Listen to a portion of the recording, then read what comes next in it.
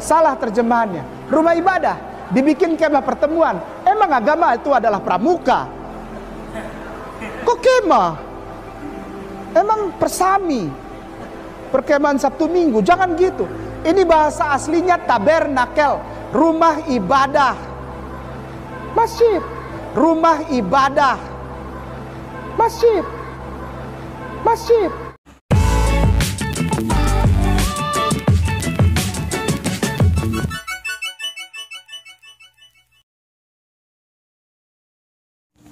Shalom saudaraku, salam damai sejahtera di dalam kasih Kristus. Berjumpa lagi dengan saya. Di Juli kita akan belajar berapologetika bersama-sama di channel ini. Ngomongin tentang mualaf, apalagi Ustadz Kainama dan Aristo, nggak akan pernah ada habisnya ya. Kapan mereka ini bisa sembuh dari sakit ini ya? Jadi, kali ini dia ngawur sekali Ustadz Ahmad Kainama dan Aristo. Mengatakan bahwa orang Israel itu ibadahnya di masjid dan mengelilingi Ka'bah. Aduh, ini cerita dari mana lagi? Kok bisa ada orang sampai kayak gini menafsirkan Alkitab? Sebelumnya, mari kita bersama-sama melihat video berikut ini. Sambung. Ini ganti 30. Cepat ini. Ini Kainama cepat ini. 30, 20. 30, 20. 20. Ya. 20. Udah, tampilkan. Apabila mereka masuk ke dalam kemah pertemuan, salah terjemahannya. Rumah ibadah dibikin kemah pertemuan. Emang agama itu adalah pramuka? Kok kemah? Emang persami, perkemahan Sabtu Minggu? Jangan gitu. Ini bahasa aslinya tabernakel, rumah ibadah. Masjid, rumah ibadah. Masjid, masjid. Benarkah kemah pertemuan ini adalah masjid dan orang-orang Israel pada waktu itu beribadah di dalam masjid? Kok ya ada ya orang yang ngelantur kayak gini ya? Sakit kok nggak sembuh-sembuh. Nah, mari kita bersama-sama melihat di dalam Alkitab. Jadi apakah benar yang disampaikan oleh Ustadz Kainama ataukah hanya ngelantur atau berbohong? Kasihan orang-orang yang dibohongi oleh dia ini ya. Jadi kemah pertemuan itu adalah tempat di mana orang-orang Israel beribadah kepada Tuhan. Sentralnya, pusatnya, peribadahan orang-orang Israel. Jadi di sana mereka beribadah, mereka juga meminta petunjuk kepada Tuhan dan juga mempersembahkan korban. Nah, kemah pertemuan ini luasnya, ukurannya, bahan-bahannya, semuanya diatur dan ditentukan oleh Tuhan. Jadi orang-orang Israel harus membangun kemah pertemuan berdasarkan yang Tuhan sudah tetapkan. Mari kita melihat di dalam Keluaran pasal 26 ayat 1 sampai 37. Jadi nanti Bapak Ibu silahkan baca di rumah masing-masing ya. Saya tidak membaca secara keseluruhan. Kemah suci itu haruslah kau buat dari 10 tenda, dari lenan halus yang dipintal benangnya, dan dari kain ungu tua, kain ungu muda, dan kain kirmisi. Dengan ada kerupnya, buatan ahli tenun, haruslah kau buat semuanya itu. Panjang tiap-tiap tenda haruslah 28 hasta dan lebar tiap-tiap tenda 4 hasta. Segala tenda itu harus sama ukurannya. Jadi ini adalah tempat ibadahnya orang-orang Israel, yaitu kemah atau tenda. Dari bahasa Latinnya adalah tabernakulum. Biasanya dalam bahasa Indonesia disebut dengan tabernakel yang berarti kemah atau tenda. Nah, kemah pertemuan ini pertama kali dibangun oleh Musa atas perintah Tuhan di Gunung Sinai. Kemudian selama 40 tahun dalam perjalanan orang Israel dari Mesir sampai tanah Kanaan, tempat kemah pertemuan ini berpindah-pindah. Jadi bongkar pasang begitu. Nah, kemudian dalam kemah pertemuan atau kemah suci diletakkan juga tabut perjanjian. Jadi kemah pertemuan itu ada dua ya, tempat Maha Kudus dan tempat kudus. Kemudian ada tempat pelataran, yang di dalam pelataran itu ada mezbah, yang nanti akan saya jelaskan tentang mezbah ini. Dan tempat tabut perjanjian ini adalah di dalam ruang Maha Kudus. Jadi begitu ya letak tenda. Dan kemudian juga ada tempat mezbah untuk ukupan. Tentang mezbah ukupan juga saya jelaskan di nanti. Yang nanti saya juga akan membahas tentang mezbah yang disampaikan oleh Ustadz Ahmad Kainama. Dan tidak semua orang boleh masuk ke dalam mezbah ini, mezbah, kemah pertemuan atau kemah suci. Kenapa? Karena yang ditunjuk atau ditentukan, ditetapkan oleh Tuhan untuk masuk dalam kemah pertemuan ini hanyalah orang-orang Lewi atau para imam. Jadi para imam inilah yang akan melaksanakan ibadah di sana. Tidak sembarang orang boleh masuk.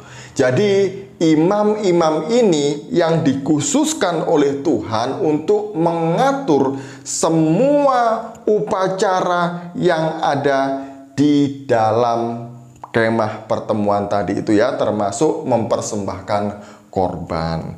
Jadi beda antara masjid dengan kemah pertemuan.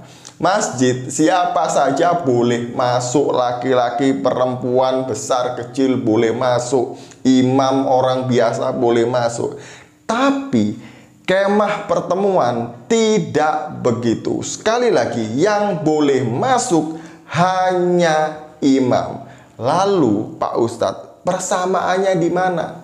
Dan itu pun tidak sembarang imam boleh masuk. Hanya imam yang sudah menguduskan dirinya, sudah berpuasa, bisa masuk. Kalau imam ini tidak kudus, kemudian dia masuk dan melakukan atau memimpin ibadah, dia mati saat itu juga. Oleh karena itu, zaman dulu setiap imam yang bertugas di dalam kemah pertemuan, kakinya diikat dengan tali dan diberikan gemerincing atau lonceng. Jadi bisa ketahuan, orang yang di luar bisa mendengar. Kalau berjalan berbunyi kerincing-kerincing, oh itu tandanya imam ini kudus dan dia masih hidup. Kalau tidak berbunyi, maka orang-orang di luar akan menarik dengan tali supaya imam itu bisa keluar. Karena tidak satupun orang berani masuk kecuali orang yang sudah ditentukan untuk memimpin ibadah pada waktu itu. Sekali lagi, masjid dengan kemah pertemuan beda, bos. Beda, standarnya juga beda. Istilah masjid juga baru ada kapan? Baru ada setelah Islam hadir. Kok bisa orang Israel ini ibadahnya di dalam masjid? Aduh bos, kok bisa seperti itu sih? Kemudian yang kedua, video yang kedua juga tidak kalah aneh dan nyelenehnya, di mana Ustadz Ahmad Kainama ini mengatakan bahwa Raja Daud rindu mengelilingi Ka'bah. Nah ini lagi ya, kok bisa Raja Daud ingin mengelilingi Ka'bah? Orang-orang Israel ibadahnya mengelilingi Ka'bah katanya. Sebelumnya mari kita melihat video kedua. Siap Ustaz. Aku membasuh tanganku tanda tak bersalah, lalu berjalan Mengelilingi mesbahmu ya Tuhan. Oke. Pada saat Nabi Daud menuliskan hal ini adalah untuk seluruh orang Yahudi turun-temurun. Ya, sekali lagi, ini adalah salah satu tata ibadah yang tertinggi, yaitu mengelilingi mezbahmu ya Tuhan. Pada saat Nabi Daud atau Raja Daud menuliskan hal ini, di Yerusalem belum ada bait Allah. Sekali lagi, di Yerusalem belum ada bait Allah. Di Yerusalem itu baru ada tenda peninggalan Nabi Musa bersama tabut perjanjian yang ditinggalkan, ditaruh oleh Daud 6 mil dari Yerusalem. Nama kotanya Nob, N-O-B, Nob, atau sekarang dikenal dengan Tel Suafarat apa itu. Nob, di Nob, 6 mil dari Yerusalem. Belum ada. Kok dia ngomong tentang mezbahmu? Mezbahnya belum ada. Ini keliling di mana ini orang-orang ini selama ini? Betul. Mengelilingi apa? Karena di Yerusalem belum ada. Pada saat ini ditulis belum ada. Yang ada tabernakel. Sorry. Nah, rindu? Oke. Rindu Mazmur kepada 80. kediaman Allah. Bahasa aslinya Baitullah. Baitullah. Bait Allah. Maka itu kita sering dengar orang Kristen bilang Bait Allah ya. Ya. Dia rindu bagaimana orang Bait Allahnya belum ada. Betul. Yang membangun Bait Allah itu Salomo, putranya. Karena Tuhan nggak mau Raja Daud bangun. Di dalam kitab 2 Samuel ditulis, ya Tuhan, aku akan membangun bait bagimu. Lalu Tuhan menyuruh Samuel bilang kepada Raja Daud, masakan kamu yang bangun rumah bagiku? Anakmu Salomo yang nanti akan bangun rumah bagiku. Jadi pada saat ini ditulis, bait Allah belum ada. Nah dia kemana? Gitu. Pertanyaannya ini orang kemana ini? Bait Allah yang di mana? Di video yang kedua ini nampak sekali kengawuran dan kebohongan Ustadz Ahmad Kainama. Karena katanya dia kan lulusan Israel. S2 atau S3 ya, saya lupa itu. Tapi yang penting dia mengaku lulus dari Israel. Tapi mesbah aja dia nggak tahu. Bait Allah aja dia nggak tahu. Gimana dia bisa lulus dari Israel? Dia baca kota Nob aja salah. Dalam bahasa Ibrani, huruf B itu tidak dibaca B, tapi dibaca V. Jadi Nob dibaca dengan Nov. Ini kan kelihatan ya, ngawur-ngawur, kelihatan bohong banget di sini. Nah, benarkah Daud berjalan mengelilingi mesbah? Dulu itu mesbahnya nggak ada. Lalu apa yang dikelilingi Daud pada waktu itu dan orang-orang Israel juga? Jadi apakah itu kemungkinan Baitullah kata tadi itu, yaitu Ka'bah? Ya, padahal ceritanya tidak seperti itu di dalam Mazmur 26 maupun 84. Kata mesbah berasal dari kata Ibrani misbeah yang berarti tempat korban persembahan. Jadi di dalam mesbah itulah orang-orang Israel melalui perantaraan imam mempersembahkan korban binatang kepada Tuhan. Nah, mesbah memang pada umumnya dipakai untuk mempersembahkan korban, tapi dalam praktiknya ada 2 mesbah, yaitu mesbah untuk ukupan yang letaknya di dalam kemah pertemuan dan mesbah untuk korban persembahan yang letaknya di luar atau di depan kemah pertemuan. Jadi itu yang benar tentang mesbah. Kalau mesbah belum ada pada waktu itu ngawur. Pada waktu itu mesbah sudah lazim digunakan oleh orang Israel untuk mempersembahkan korban kepada Tuhan. Contoh, Nuh setelah air bah surut, dia mendirikan mesbah untuk mempersembahkan korban bakaran kepada Tuhan. Kemudian Abraham juga mempersembahkan korban kepada Tuhan di atas mesbah. Kemudian juga Musa melakukan hal yang sama. Mesbah aja nggak tahu kok ngaku-ngaku lulusan Israel.